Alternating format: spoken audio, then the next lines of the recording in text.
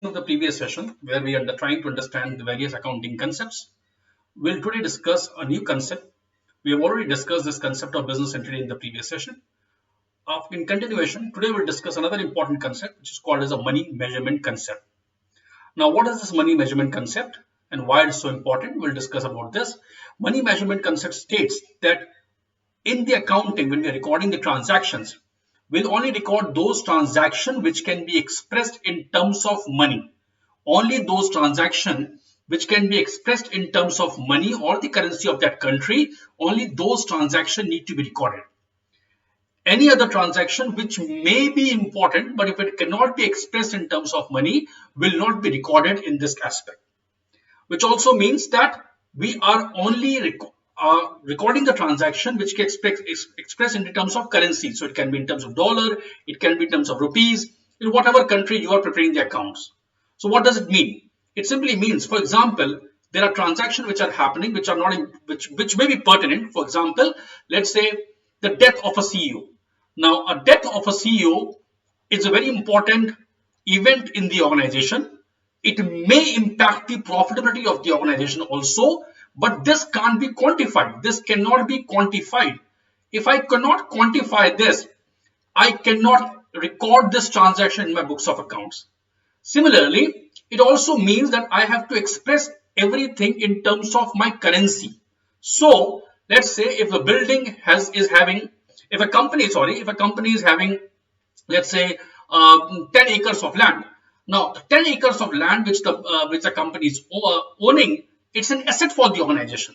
But I can't record 10 acres of land. I have to express this. I can't record 10 acres of land. I have to express this in terms of currency. Clear? So it's important. I can't express this in terms of the physical quantity. So if a company is having, let's say, gold as an asset. Now, gold is an asset for the organization, but I can't say that a company X is having 10 kg of gold. I have to express this in terms of the currency. That means we are not recording a transaction in terms of its own physical unit, but only in terms of the monetary unit. Only then the transaction can be recorded. So why it is important? Because when we record the transaction in the terms of money, it brings the uniformity. So everything is expressed in terms of money. So everything, if I am recording everything in dollar, everything gets recorded in dollar.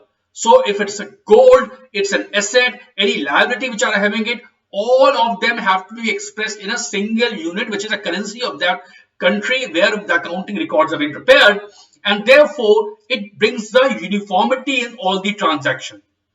It also brings, because once you can express the terms in money, I can then estimate the profit and loss. So everything which can be expressed in terms of money, only then I can estimate how much of what I can measure the performance of the company, and I can also estimate what's the profit and loss which the company is making. Thirdly, if there are two different periods and there are two different firms, I have to bring down in the same unit, and that same unit comes down to be currency. And therefore, it's important that while recording transaction in an accounting or any event in the accounting, only those events are recorded which can be expressed in terms of money or currency. So let's take some example and see how well this will be impacted. So health of a managing director. Now, what do you feel? It's an important aspect. It's a very, very important event. If a news comes that a managing director of a company or a CEO of a company or a chairman of a company who is an active person, his or her health is deteriorating, it will impact the performance of the company. But can I record this in the books of account? The answer is no. This is not a monetary transaction. I purchase a building, a company purchases a building worth rupees 10 crore rupees.